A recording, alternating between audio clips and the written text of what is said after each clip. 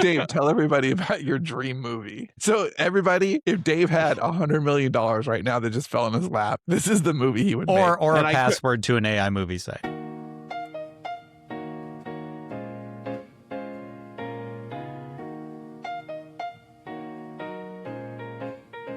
Once upon a time, 3 writers helped crack open the indie publishing world. Then they rode into the sunset, building bigger stories, taking bigger swings, and learning what actually lasts when the noise dies down.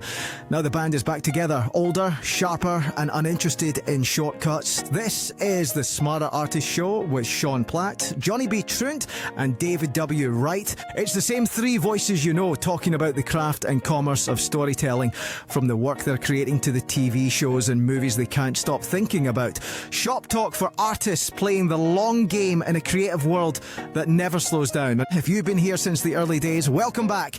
If you're new, pull up a chair. You're listening to the Smarter Artist Show. Let's get into it. Welcome to the Smart Artist Show. This is episode 5, Kill Your Darlings. We're going to talk about... This is episode 6. Is it really? I think so. Okay, I'm behind a week because I'm editing and shit, so, okay. I think this is episode 6. I could be wrong, but... I'm going to leave all of this in. I think the one that Johnny wasn't here was 4, and we definitely met with Johnny last week. Okay, all right. Not to fuck up your intro, but I think it's episode 6. I'll start over. No. For those of you keeping score at home, it's episode 6, and you just heard Dave. Wow, okay. Today we're talking about killing your darlings, the pain of creating amidst the ruthlessness of commerce in an era where shows and video games are expected to make money before they're even given a chance to grow an audience.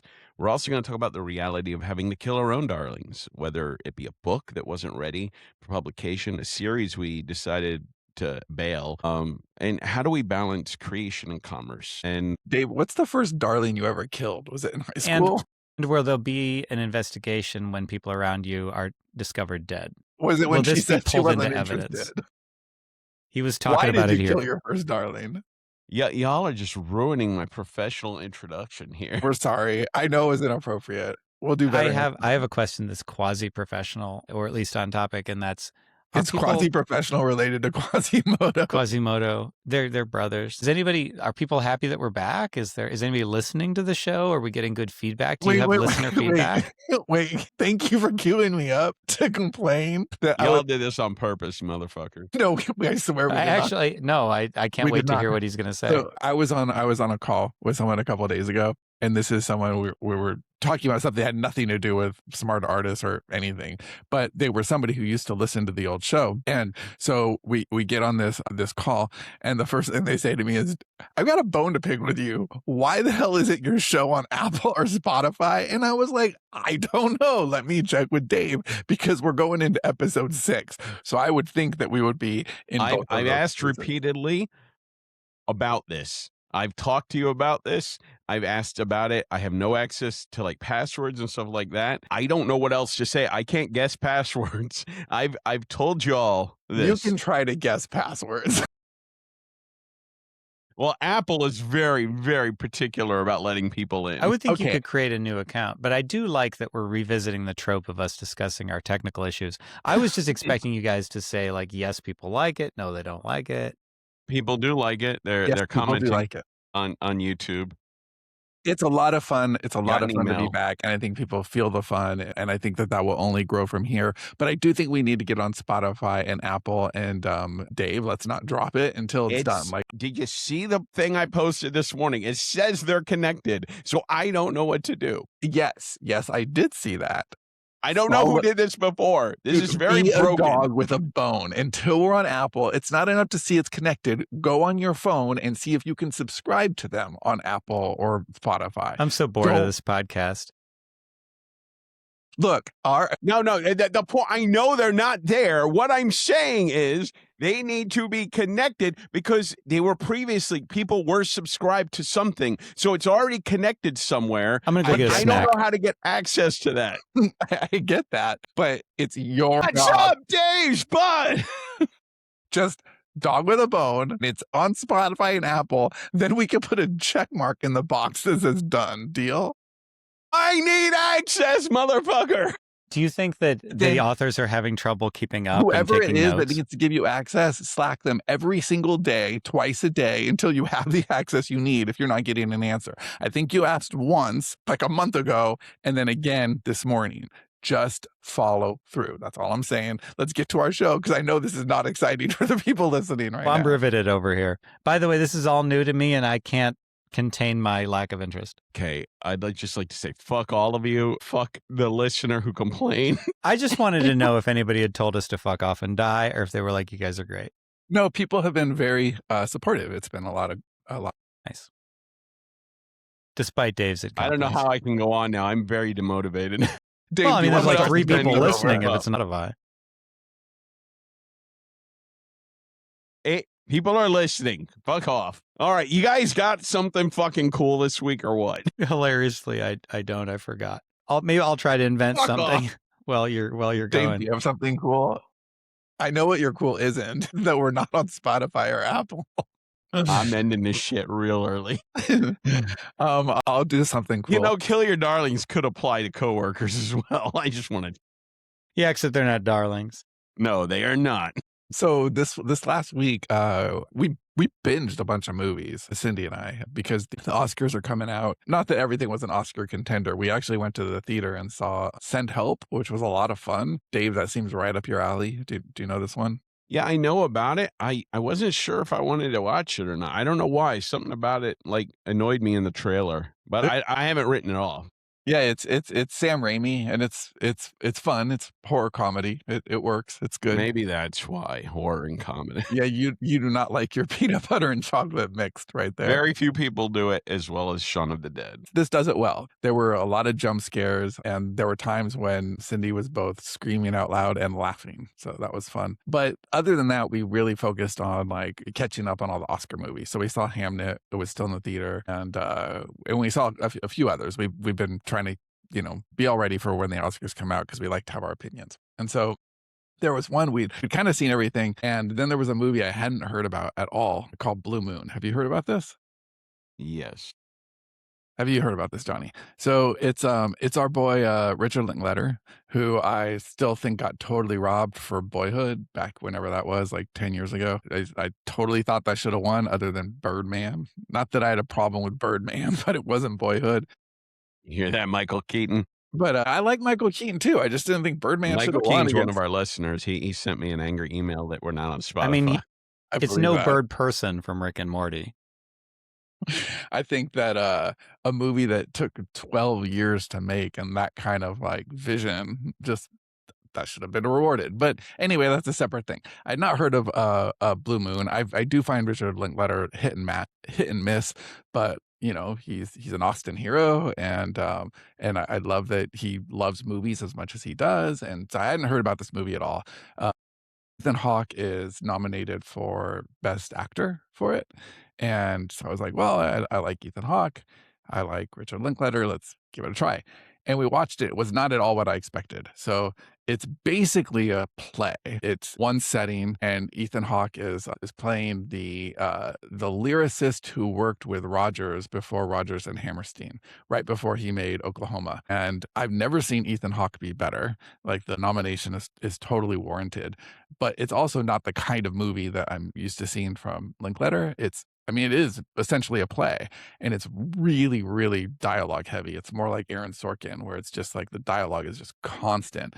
It's really fun to watch Ethan Hawke. I don't think it's a Best Picture nominee at all, but he's great in it. And for anyone who loves dialogue, it's fantastic. Like, it's got great dialogue, but I also just connected with it. It went directly to the episode 4, Dave, when we were talking about, like writing. So Ethan Hawke's character works with a musician, and he just writes the lyrics. And, this is what he does. He brings stories to life with words, that then become music. And so I just enjoyed it on several levels, and it ties into our episode from a couple of weeks ago. So that is my something cool for the week. I can't wait till Sean begins his musical arc. Just wait. I can see it. My something cool is a movie. called She Rides Shotgun. I'd never really heard of it. It was on MGM. Taron Egerton, I don't know how to say his name. He plays a father who just got out of jail, and he's been marked to be hit because he killed somebody he shouldn't have killed. And he has to save his 11-year-old daughter, who's also been marked for a hit because, he fucked up. So the whole movie is very noirish and just gritty and well done, intense. And the girl that is playing the daughter, she does a lot of like emotional carrying of this film that is just, I don't know how to, without spoiling things, it's just at the end, you really like feel like the journey. It's just so well done. And I hadn't even heard of it. I just, I watched it on a whim because I don't. It does sound good. You said She Rides Shotgun? Yeah. So it's a tense noir movie about a child who's in danger. It's really out of character, Dave. Yeah, it does hit my my tropes. Yeah, it's so well done. And the father, like the way a lot of it is like in between the lines. It's just really well written, like, because this guy has done stuff, but they don't explicitly say like everything that he's done. And you could tell the regret he has, even though he's not like spilling out of the mouth talking about the regret he has. It's just a lot of stuff is played between the lines and in the emotions, and it's not like overly saccharine like some of the Hollywood movies can get in a movie like this. It does sound great. Yeah, I like him too. I think he's good. He's solid. I did come up with one. So it's a movie I watched a couple of days ago called Companion. I'm guessing. Yeah, of course you've seen it. So if you don't know it, it's very Realm and Sands, honestly. It's also very much like just watching the news.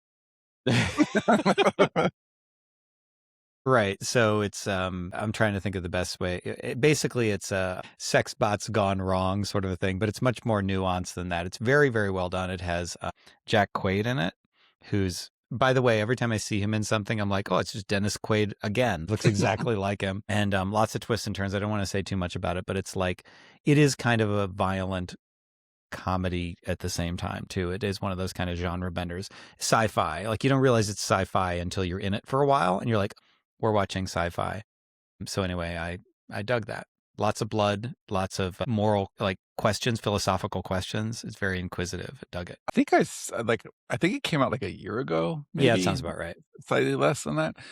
So I don't remember that much about it because it was that kind of like cheap, fast, fun movie that you watch and then you kind of forget the details a year later.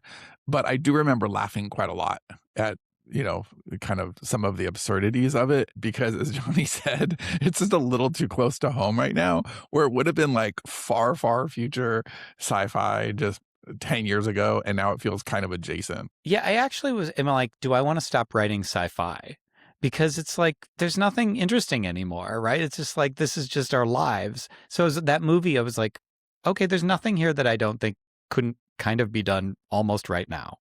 So, you know what was chilling was last year I went back and I rewatched some of the earlier seasons of Black Mirror. It was when the new Black Mirror season came out, and there's an episode with man, I'm blanking on her name, Rashida Jones, and it's very much like this book that we wrote a while back called Nostalgia Inc. Like, there's a lot of like the same thing where basically the premise of Nostalgia Inc. is that they're selling like product placement as memories, and they keep trying to get them to like do more and more for these upper tiers. It's very, very similar to this Black Mirror episode, and so I just was like in a deep Black Mirror space. I watched the whole season, then I went back and watched some earlier seasons. And if you go back and watch some of the earlier seasons, dude, they're like prophetic. Well, that's why I stopped watching it. And it's like Black Mirror. I don't want to watch the news. Yeah, no, Black Mirror to me feels like, here's stuff that you absolutely will believe, or it already is happening, and I'm going to give you the worst version that'll just make you feel terrible. Like, I don't like feeling terrible, and there's a lot to feel terrible about if you... Dave loves feeling terrible. Like, if you don't I thought you were the new Dave. I want to curate. Welcome to my new podcast, Feeling Terrible with Dave. Right. So I'm just like, I mean, I'm not even kidding. Like, I loved the first season of Black Mirror, and I feel like I maybe started watching the second or something, and I just remember thinking, Well, I don't like this. Like, no, I don't want to do this anymore. So I stopped watching it. Yeah, the second episode of the first season with Daniel Kaluuya, that's like it's all social media based. It's pre TikTok, but it's basically like it's scary. It's scary how close to the nightmares we are living right now. Can I just get, because I've been talking about this shit for years, can I just get it? Dave was right about everything, and just we'll call it that, and then we can all just. I don't move know that along. I'm ready to go to Dave is right even now, because there's an optimism. Like, I just have to. What am I going to do? I'm going to give up on my optimism. Like, I have to believe that Please don't. Yeah, I mean, I know we joke about it, but we really don't need to, Dave. I do cling to optimism, though, despite all of this. So, yeah. Well, I think humans can be adaptable, but aren't necessarily automatically adaptable. And I think that that's what it requires. Dave, can I prove you wrong with your clinging to optimism and talking about the right ending ahead. of Z2136? Do you remember your original ending for that? No, I don't. It was a happily ever after. It was the bleakest shit anyone has ever written. You have people going through like terrible things for 3 books, and then it's the end, and we should promise just a little hope for the world, just a little Daisy cracking through the sidewalk, and instead he's like, everyone dies forever. It was just like, no. And it was like, that was actually maybe the first time I just straight up put my foot down with you as your collaborator. Like, usually I'm like, okay, whatever you want to do, we'll find a way to make it work. And I was like, no, I'm not writing this. This is just mean. It's like, I don't remember that, but I would like to say, that was like 2012. So I think like I didn't need happy endings as much back then. I was just having fun. Now, like, I think I need happy I'm endings. sorry. What did you just say? You were having fun? I was having fun writing a story. Like, nobody'd have the balls to do this. Boom. You remember, Johnny, do you remember Dave's his favorite romance movie? The movie he's going to make? Is that what you're going to say? Oh, yeah. I tell people about that all the time. Hey, Dave, why don't you tell? Don't give him my idea away. Why don't you tell? Someone's going to film it. Somebody's just going to go to an AI video generator and make it right now. That's a good idea. Dave, tell everybody about your dream movie. So everybody, if Dave had $100 million right now that just fell in his lap, this is the movie he would make. Or a password to an AI movie site. There is an AI thing in the news this week about like, have you heard about it? Like, they did like the most realistic thing, like with Marvel here. It's a Chinese AI company, and like 2 sentences prompted something that's almost studio worthy. So there's a lot of talk about it right now, and people are really fucking nervous about that. But okay, so yeah, I can make this movie now. Cool. Okay, so my idea is, Johnny, are you I'm so happy right now? Now, I would like to be in a position where I've made like so many good movies and stuff. I could take this financial hit, and the studio would grant me. Well, no. You have $100 million. So this is his Dunkirk. This is your Megalopolis or whatever Coppola's movie was called. The one he like sold his vineyard. And people are like, talking about Oscar buzz and everything for David Wright, and they're like, he's a genius. And then this movie is so highly anticipated. I prefer auteur, but okay, I'll go with genius. So the idea is I create this script that's romantic comedy with whoever the leading actor and actress is at the time that I have this Glenn running. Powell and Sydney Sweeney right now. So I create this script, and it's the perfect meet cute romantic thing. They meet together, and it's just so heartwarming. And there's little funny moments, and it just fills your heart with, joy and cuteness and all of that. And they meet somewhere. They meet at a shop, and they have to cross the street to go somewhere else. And they're hit by a semi-truck in the most graphic possible way. It's just like explosion of body parts everywhere. And I don't even like gory movies, by the way, but this is. And this is like 25 minutes in. So then the rest of the film is just watching trucks run over the rest of the body, ambulances coming and leaving. It's in real time, no fast forward, no flashes, just a hard focus on the gore. And then Just fade to black. And the only reason I want to make that movie is just to be there on the screening night, to sit in the back like Andy fucking Kaufman and watch as people lose their shit, and watch as people are watching and waiting like, well, something's clearly got to happen. No, nothing's going to happen. Life sucks. It's all over. You're such a monster. Hey, they weren't carrying a baby at least. All right. Oh man. Oh yeah. Was that the optimist Dave who had the baby die on Christmas morning? Yes.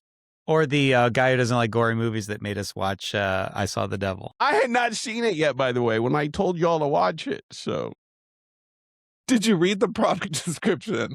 yeah, it seemed like, it seemed like a movie that would tick the same boxes as Old Boy did, and that's a fucking great movie. Reminded him of great times with Grandma back in the old days watching Faces of Death. So do You you think never we should get forget to the the first topic? time- Maybe I'm I realizing. forget the here. first time you watched Faces No. of Death with your grandmother. Yeah. God, that's horrible. All right. So, speaking of things that should be killed and canceled and all of that, this show, let's go on with the topic. So, talking about Kill Your Darlings, we've written a lot of things collectively.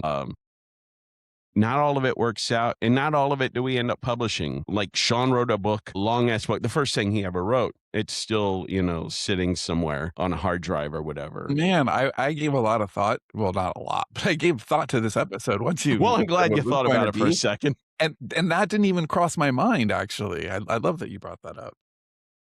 And Johnny, have you written anything that you're like, well, fuck, I don't want to do this? I mean, I've had starts. I've had many starts that I've abandoned, but I've never finished anything. I will say that my first book, The BLA Pimps, had several, not versions. It's not like I rewrote it, but it was been slimmed down significantly. Like I think the original book was almost twice as long as the current book is. And so like I was determined to make that work because I felt like the story was good in the center. So I just had to revise and edit and pull stuff out. And that was a case of the more micro definition of Killing Your Darlings, where there were vast. So that book has a lot of autobiographical vibe to it. Like it's not literally, but there's a lot of stories that are that really happened, or things that remind me of things that really happened. And it was like a time that, like I wrote that book in some ways to preserve that and to hang on to it. So a lot of the things that I cut out, like there was a whole character that was a part of this real world thing that I just got rid of because he was just unnecessary. Like I included him originally because he was amusing to me and he actually existed. Like he was a real person. But that was one of the things that I cut out. So no, I don't have anything that's like wholly finished and sitting on a hard drive, but I do have that sort of thing. And I do have shorter works. And actually, Sean, you and I have a bunch of work that we unpublished because it was during our attempt to write romance that it's like, they're kind of neither nor. Like I like them, but I've revisited them several times and been like, well, I like it. There must be a way to put it out. And I ultimately kind of go, no, I don't think so. Like, I just don't think I don't think it works. I think the things that were wrong with them still are wrong with them. And I don't know who it appeals to. So there's that sort of thing as well. Yeah. So I would say I come from a slightly different angle in that I tend to hold on to things. Like I'm not in a hurry to put stuff out there that doesn't have a home. So in the last 5 years, I would say I've probably written, I don't know, at least 20, no more than 30 books that are unpublished. That, just we weren't doing a great job at publishing books that weren't KU and getting traffic and attention on them. And so my thought was, well, as I build my name brand over a period of years and I get film and television to market, then things that I wrote will automatically have more value and I can put them out in the world later. And I don't want to not write, like I don't want to not create things. So I'd rather just create them and put them on my hard drive, and wait for the right time or the right partner or the right like environment or whatever it is that like, okay, well now I'm going to put this thing out. So I don't like, it's almost like I don't want to give something life to kill it, because we've seen that. Like, as a company, we've published a lot of things, and some of those things were very successful, some of them were middling, and some of them were abject failures. And so, like, I'm done with the failures. Like, I don't want to do that. And if I can't anticipate at least modest amount of success on something, I would rather just hold on to it. But I don't want to really stop creating. So I think that things always find new context. The project that Dave mentioned, at the beginning of this, it is the first thing that I ever wrote. The first thing I ever really wrote was these children's poems that started it all. But the first novel that I wrote was, I was basically telling Cindy, like, no, I'm not a writer. She was telling me I should start writing, and I'm like, I don't know where the commas go. I'm not a writer. And she said, editors know where the commas go. You know how to tell stories. You should write. And so we had our preschool at the time, and we had this 90-minute block every day for rest time. And she says, look, I've got it. I've got the school. Why don't you just write during that time? And so within a 4-month period, I created it was a 600-page novel. And it's really, really, really bad. Dave's actually read some of it, I think. And it's terrible. But I sent it to, or she sent it to a college professor, like reading specialist friend that she had. And the person got back to me quite a bit later. And the feedback was, this is a narrative nightmare. But you clearly don't know what you're doing. But, and this is the important but there are several sequences of staggering genius. And I really think you should keep at it. And that was enough. Like, I learned 2 things. I learned that there were a few bright spots in this total mess, and that I could be ass in chair for a few months and produce something. So then it just became a matter of get better at the craft, dude. Like, do it again and again and again. And then I took a big long turn trying to pay the bills, writing SEO articles and learning to copyright and all of that stuff. And I didn't get back to fiction really until a little bit of Available Darkness with Dave, and then a lot of Yesterday's Gone and everything that happened after that, including, Sterling and Stone. So I've never, ever, ever stopped writing. I think I've averaged a book a month, and, some of them pretty short novellas or whatever, working with both of you guys, working on my own. And I've produced a lot. And so a lot of that stuff has just ended up in a pile. But then last year, every year I pick a word, and last year was regeneration. And a lot of that was that whole idea that there's a lot of stuff that we've produced that we're not really monetizing, we're not leveraging in any way, and we should take some of that stuff to market. And it didn't really happen because the team we had in publishing at the time wasn't really interested in that. We were really KU focused last year. And this year, as we're moving back into trying more innovation and getting out in some different ways, we've blown the dust off a lot of stuff. So in preparation for this episode, I was making a list of different things, and there's Did you check over it twice? 10. I did. And there's 2 sections. There's naughty and nice on here. Wow. So I hope I'm naughty. there's at least 10 projects right now that are old projects that would have been considered dead darlings that, I just thought of another one too, that are now on this list. Now, some of them will be paired with albums and this other thing that we're doing. I have a call, Johnny, I could tell you about it after we stop recording. I have a call after we're done here. My next call is with a production company interested in doing, making something that Johnny and I wrote, I don't know, 4 years ago as a throwaway short story idea that Decoy wallet. no, someday, dude, someday that's going to happen. Another one is Joel in the company, one of our oldest ideas. It's 8 years old. It's the stupidest, silliest idea. We decided let's blow the dust off this idea, and it's just been about fun. He and I are passing this back and forth. We're having just a shit ton of fun with it. And I mentioned it casually in a production company meeting as almost a, hey, this is funny kind of thing, not thinking anything would happen with it. And he said, you know what? I have some partners who might be interested in that.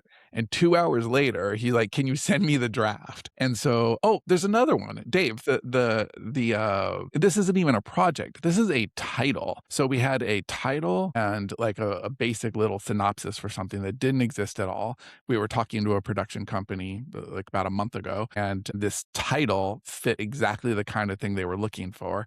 And I passed it to Dave, and he's like, "Can this be our next script?" And yes, like we're already going in. Excuse me.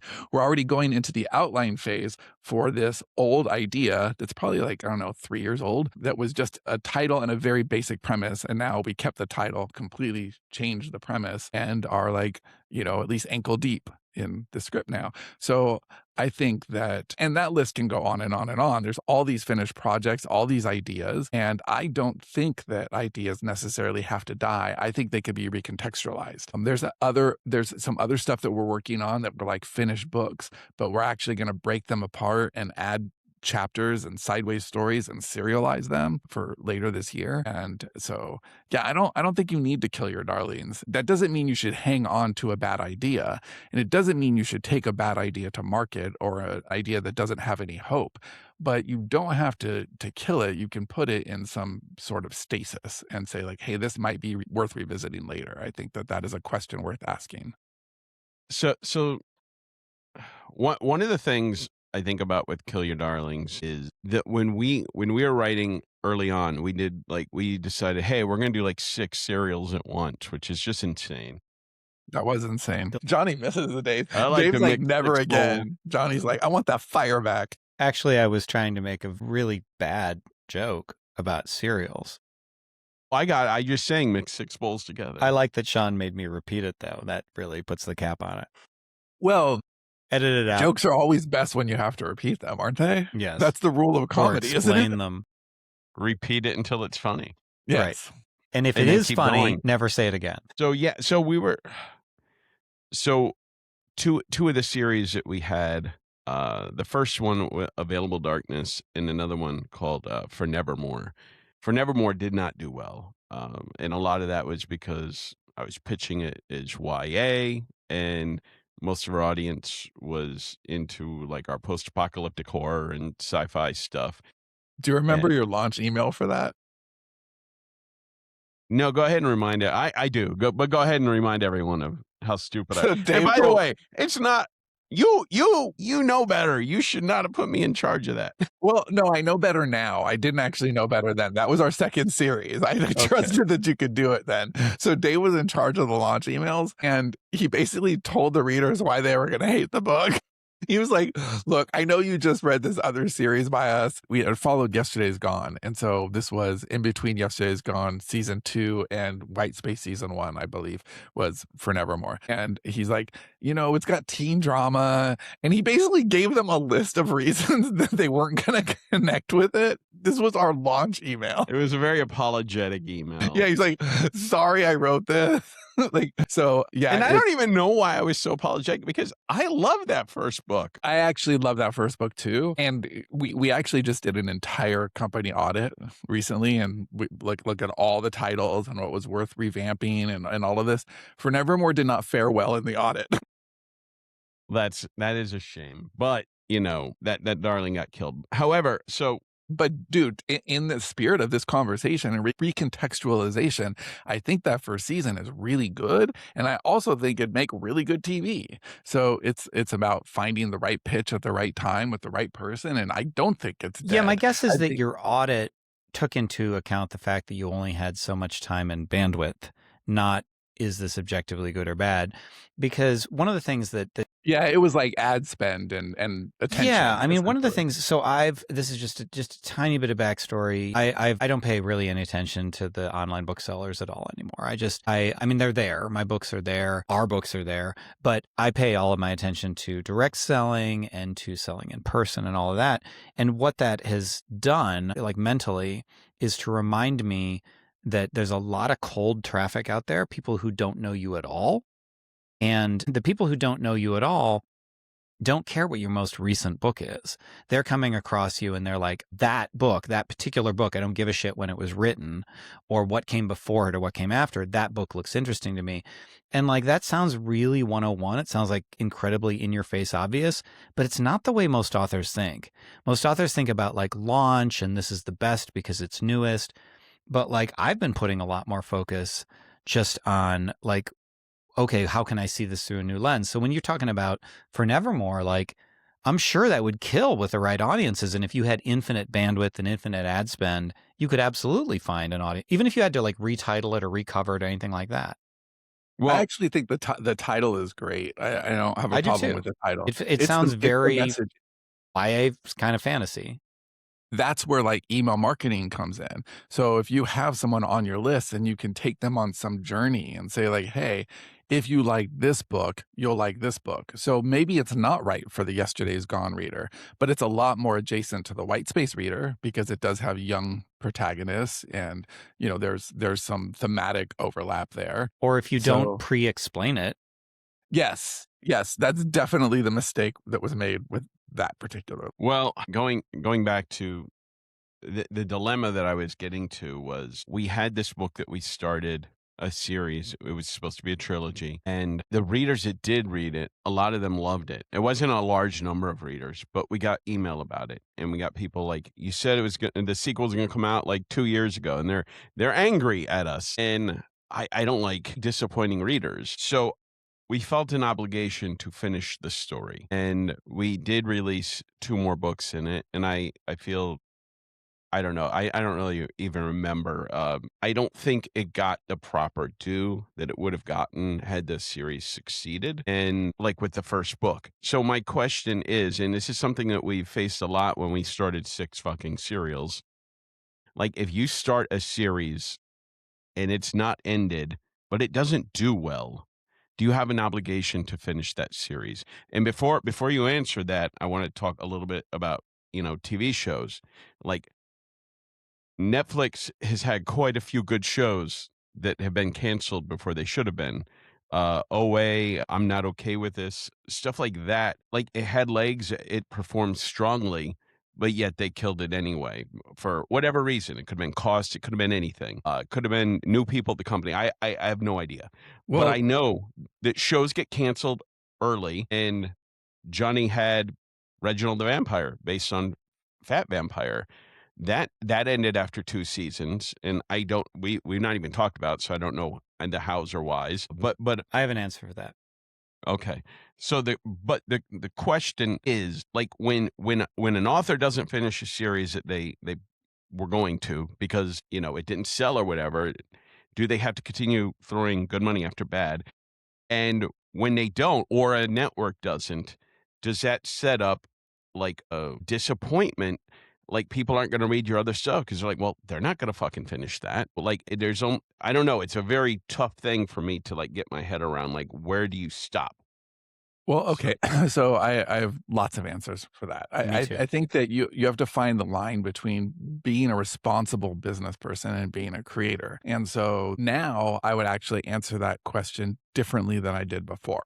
So before, I definitely was on the side of the artist and the consumer, which was you finish what you start.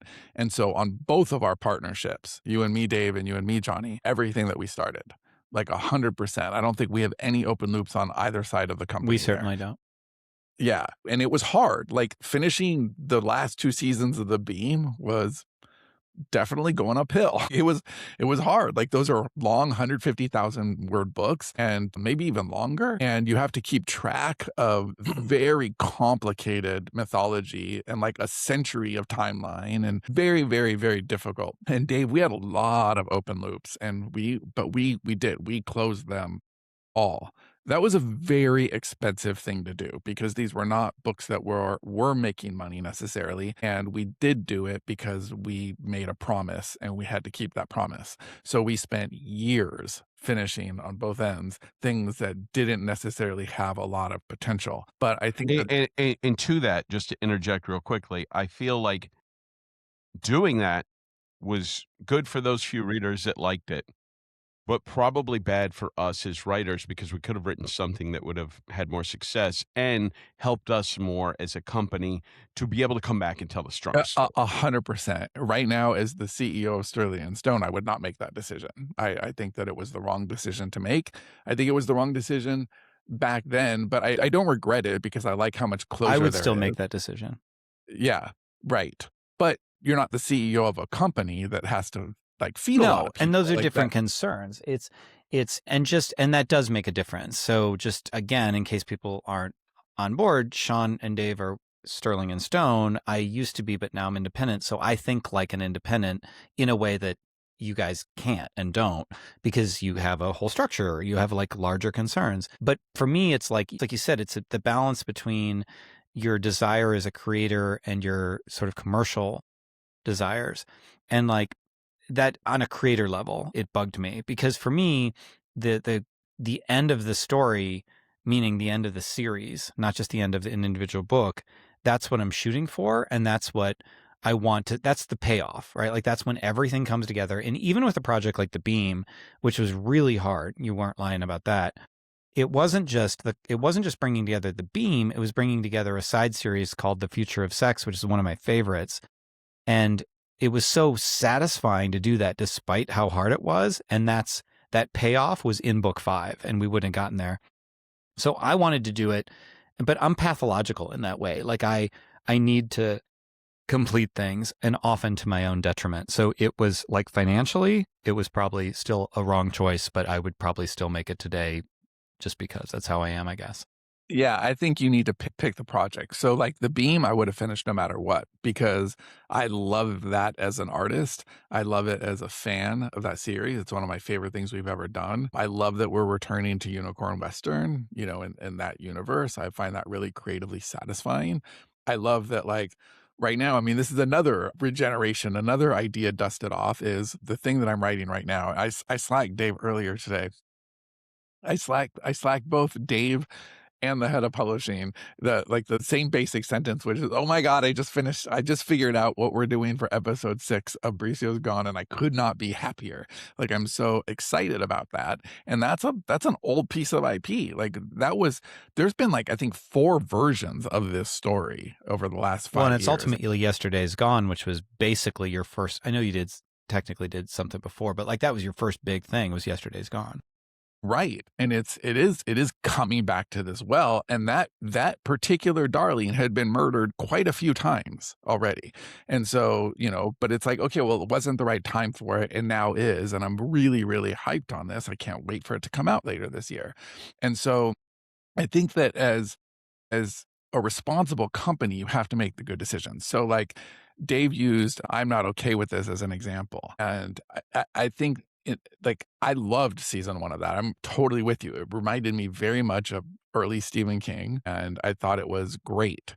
However, and you're also right that Netflix pulls things prematurely all the time because they're so algorithmically driven rather than just committing to something. Yeah, to touch on that for a moment, it creates a scenario where people wait to watch the show because they don't know if it's going to be canceled or not. And when it happens, that fucks the algorithm for the show. And it's a self-fulfilling prophecy of doom because people are like, they don't want to commit to something that might not get wrapped up.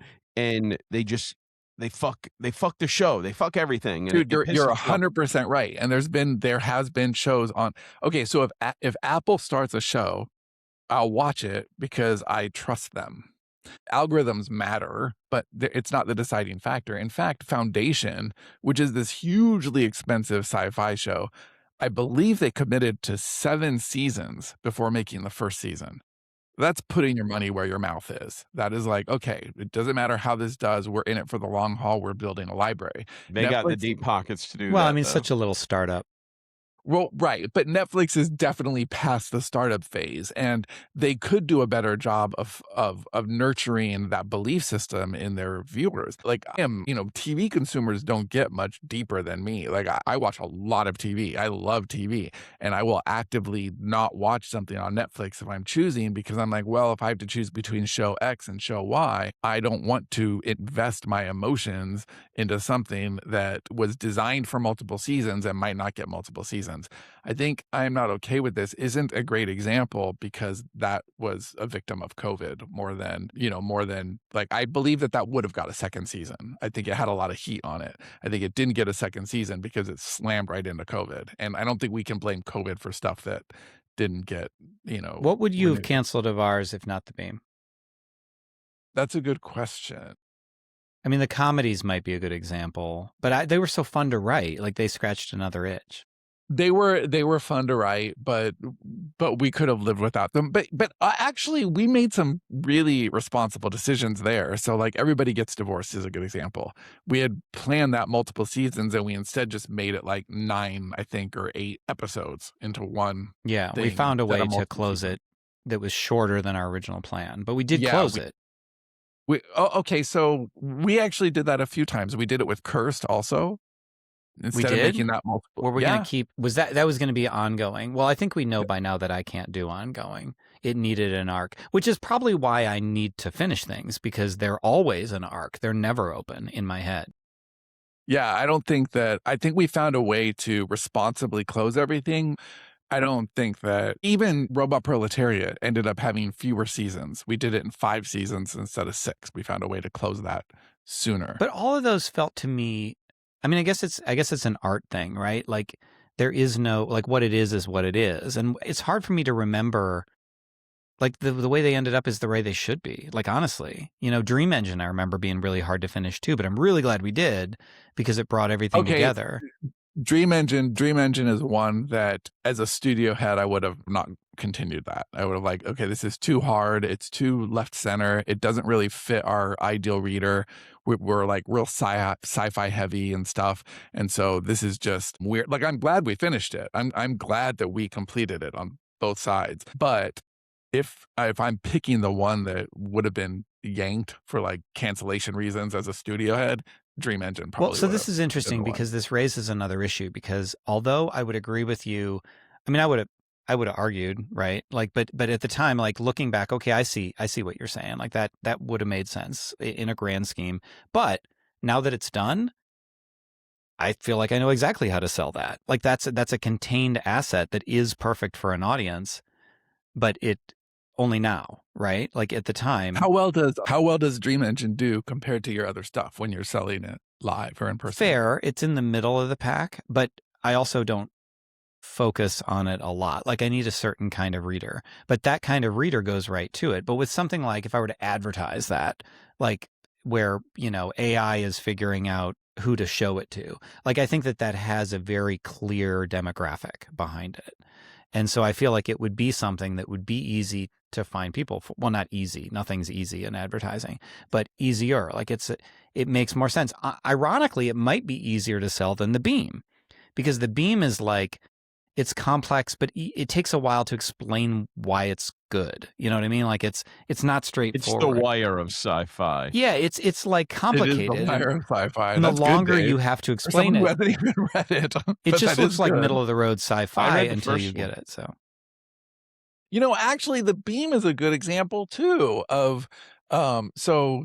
The Beam, by the way, is one of the hardest things I have to sell. You'd think it would be the easiest, but it's because it's so complicated. But also, if in the spirit of Murder Your Darlings, The Beam, my version with Johnny, is the second version of The Beam that existed. So in the very, very, very first version of Sterling and Stone, which was like a few months old before we had our very first podcast. So Johnny and I were a full year and a half away from working together, but I was like, I want to produce fiction. I want to come up with the idea, come up with outlines, get a writer. And there was a writer who had done an initial version of season 1 of The Beam, and it just wasn't good enough. I can't publish this. The story and prose doesn't match what's in my head. It's not there.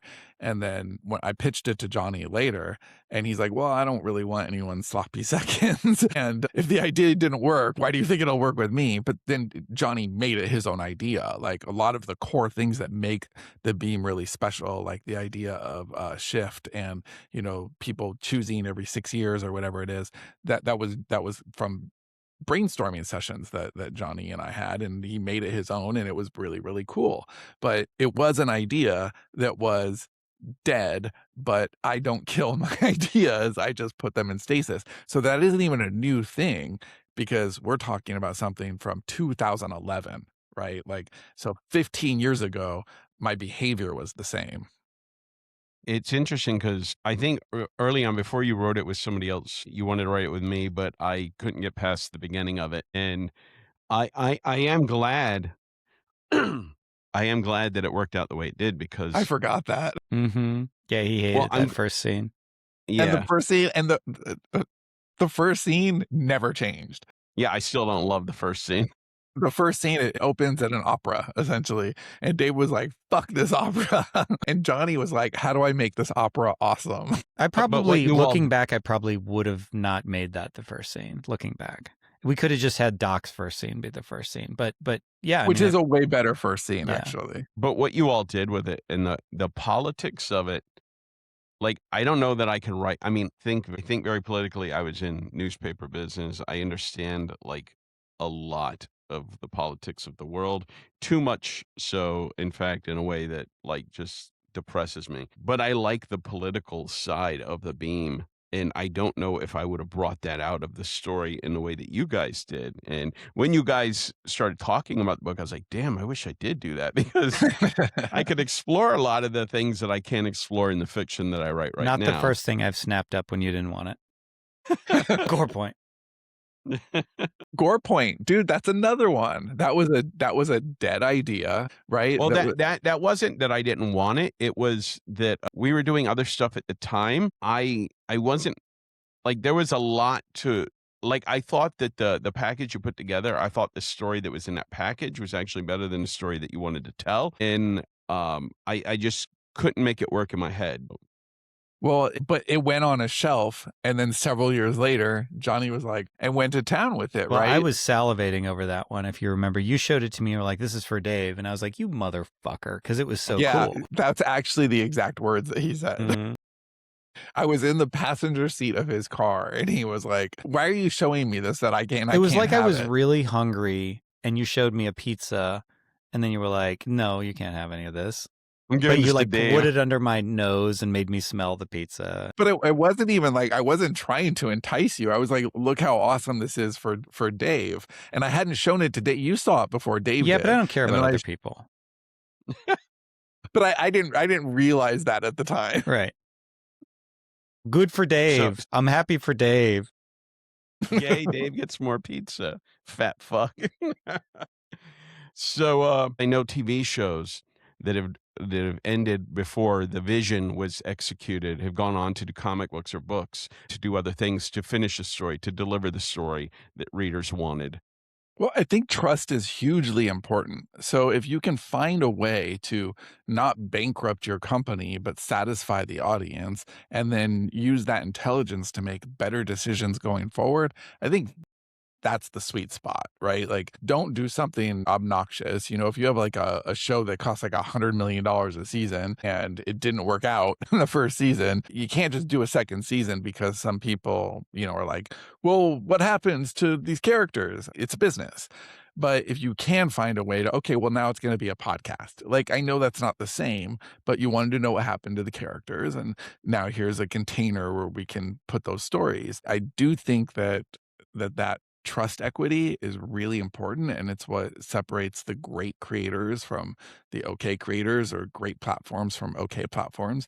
And I would like to believe that as a company, we will always try to see things through in the best way that we possibly can and make better decisions going forward to not start things that we can't finish. And actually, we have this whole new like matrix, how we decide what is going to market, what we are putting our time into, and how well we can follow through on something is one of those criteria. If we don't think we can take the ball all the way, then there's like, well, we're not going to start it. And so that has to be part of the criteria. And I think that the rub that we're having with Netflix, as an example, not to pick on Netflix because, like a lot of the It's a streamers do reality this, with all of but, them. well, Netflix is the most algorithmically driven out of all of them, right? And they are the ones who have a history of like, okay, well, let's see how this does. And it's especially hard when like some of the characters are on the younger side and then, you know, they're waiting for the show to prove itself out before greenlighting it, and then they have to get everybody's schedules together. And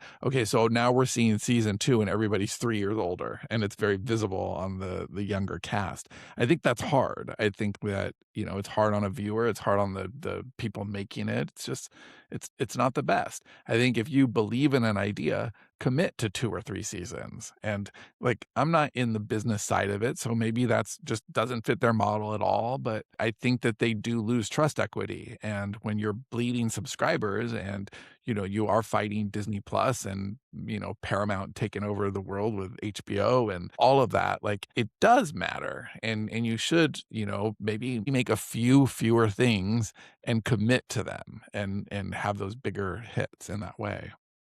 I feel as a writer, creator, that one of the things that I think about now when I'm thinking about doing a series is not planning out this massive thing. Like being prepared, if I have to wrap this up, this is how I would do it. Kind of like a lot of the series that didn't start off planned to be a series, the standalone books and stuff, that people love so much that they want more. So then the author's like, okay, well, I'm going to do more. But, you know, at any point it could end. So, you know, they'll always have a nice wrapped up ending at the end of it. I don't know if that works as well with serials or not. I doubt it. But I do think that anybody that's in the business of creating for other people something that demands their attention for more than one book or one season, you should have a plan to at least satisfy your audience in some way, whether it be a novella that ties things up or something, just to keep that trust. Yeah, here's a good example. Sense8 with the Wachowskis. Right, so this was gonna be a massive Netflix show, but it never really did the numbers that Netflix needed it to do, and it was expensive. I think I'm making this up, but I think it was like $150 million a season, like a lot of money, and which isn't surprising, like the Wachowskis like to spend money, you know, right? I mean, and it was globetrotting, and it was big, but then it didn't finish out, so they made a 2-hour movie, and you know, it wasn't the best ending ever. Like they had to hurry up to finish it, but they did finish it. And that closure says something. The fact that they did provide some amount of closure. Was it the full execution of their vision? No, but it was closure. And I think that does account for something. Now, I do want to get back to Johnny with Reginald the Vampire. I don't know how much you want to talk about like what happened there or how you felt as a writer that because you wrote more books after the TV show came out. You wrote more Fat Vampire books. So to you, was the world done? And then you brought it back. How did that play out for you? And how did the show affect your thoughts on continuing? Well, so I wrote so it had original six books. Mm-hmm. And when it went on TV, I thought that it might blow up in book form, and it didn't. I mean, it experienced a moderate, like it's got cult fame and that's great, but it didn't like blow up. And so that was the idea was, well, if I create a side series, then maybe it'll be more. That never really caught on either. As a matter of fact, I don't even have them up on my store yet. I should get to that. But I mean, it's just like, what do you do? Where do you prioritize your time? So now I will say that as a storyteller, I thought that was really very interesting because I went and saw the production being made and met the cast and the producers and hung out on set. And so the fourth book, this was actually your idea, Sean. I don't know if you remember this, but the fourth book, I didn't know how to close the side series. And so I made it a meta adventure about a TV show is made about Reginald. And it's like, if you read that fourth book in that side series, which is the last Fat Vampire book, it's like, I mean, that's real stuff mostly. Like, obviously it gets fantastical and there aren't real vampires, but like, that was the idea is like, everybody in that book has like a corresponding real actor that I met, and it's based around it. Really forgot about that. It was really fun to write. So like, that was a lot of fun. Now, has it been a commercial success? No, not the side series. I will say artistic successes matter. Well, yeah. And like, I have always prioritized those like too much, right? Maybe I'm a little more artistic minded than commercial minded sometimes, a lot of times. Now, when that was canceled, I don't have insider information, so I'm not revealing anything confidential.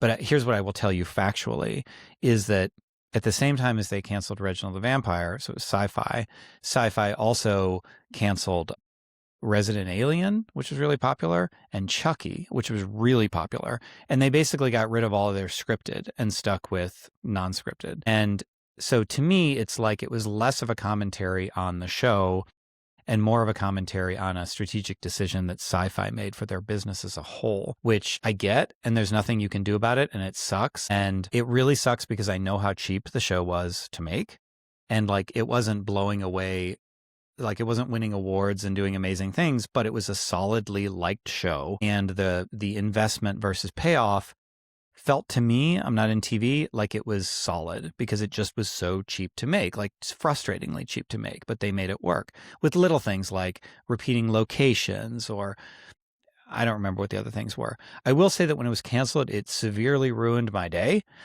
And I kept hoping that they would bring it back. And of course, they didn't.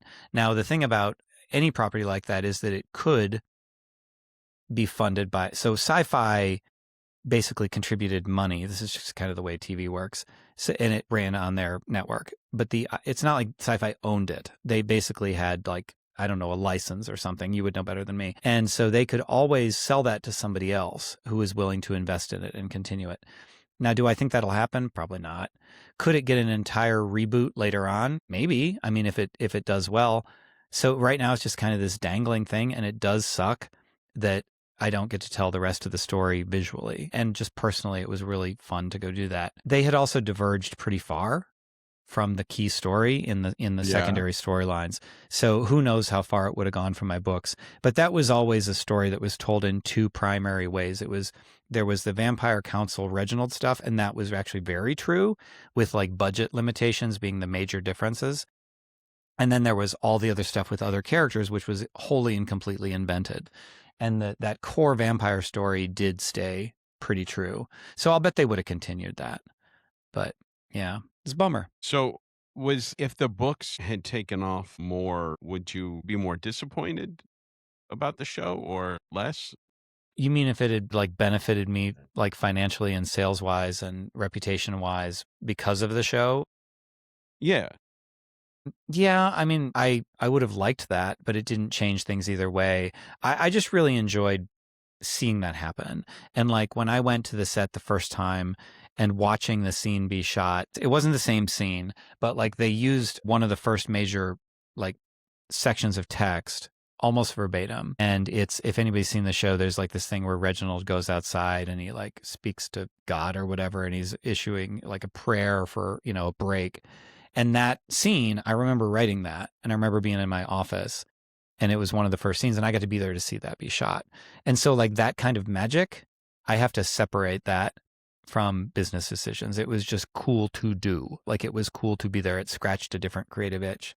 So I was bummed for that reason, less than, because by the time season 2 came out, I was like, I don't think these books are going to blow up because of this TV show. It's just too small. But it's been cool because every once in a while, so this happened to me a few times, is I'll be selling books somewhere, like at a con or something, and somebody will come up and it'll take them a moment before they realize, well, I watched that entire show. This book was the basis of it? And that's kind of a cool moment, So I don't know. It's just another level of experience. So I think we're at about time here. Just to wrap this up, how do you all feel like right now about the whole commerce versus the story thing? Like, does it change how you're creating specifically series? For me, yeah, definitely. But that's not new. It's that I got away from it for a while. So if you'll remember, after Yesterday's Gone, which had really big set pieces like Times Square emptied out, right? And I thought, well, if we want to get something on TV, then we have to start thinking more like showrunners. And so White Space was much, much smaller. It was more contained. It was an island in Puget Sound. It was very, it had high-tech sci-fi, but stuff that was like happening in the background and didn't really need to be front and center. The front and center stories was about characters and people in this small little island location.